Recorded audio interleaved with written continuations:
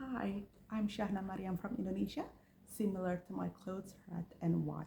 I'm currently 21 years old and study in third year of Mulawarman University, being an English literature major. Now you might think, isn't being 21 too old for a third year college major? But that is because I followed two different exchange programs. The first one is Kennedy Lugard Youth Exchange and Study Program in America, and the second one is American Leadership Experience, both by the same consortium, which was USA Ministry of Foreign Affairs.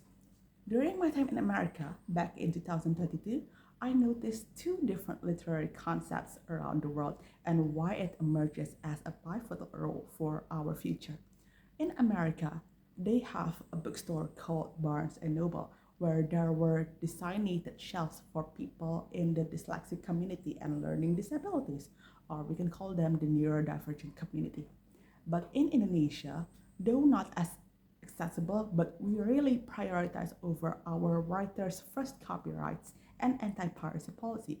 That's why in our bookstores, books are covered in plastic wraps.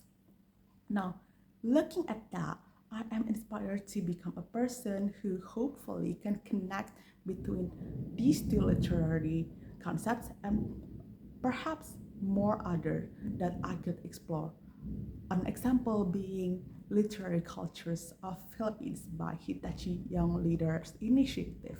Now, I have explained in my essay that first Hitachi commercial I watched was an air conditioning commercial, and that was an open invitation for me to learn about water culture because once I gave it a research, the air conditioner was based off on Japanese culture. For example, using kotatsu when the weather is too cold, or Shibamaru Water Festival during the summer. So that air conditioning has this technology that could reverse between those two extreme heat. And I would love to um, I would love to contribute on how literature can give a platform for different cultures to unite together. And I think the Hitachi Young Leaders Initiative 2026 in Philippines can give me a spot to learn and gain lifelong friendships.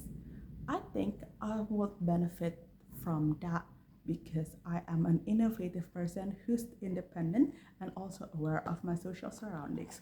My current project is working on a film called Mata Air about a young person in the Mahakam Riverside who has a dream of studying abroad. However, he is torn between his social survival instincts that say, oh, this waterfront area is not sanitized and we cannot really go outside of it unless we have the licenses.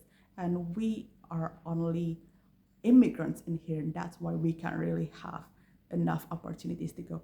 That's the voice I would like to deliver to people in my city, and I'm working on that. I think that resonates with SDG 6 clean water issues.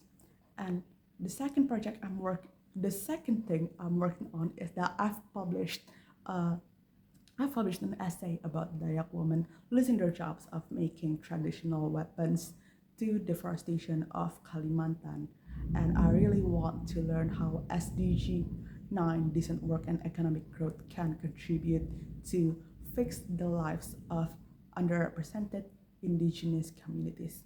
Thank you. I hope I will be able to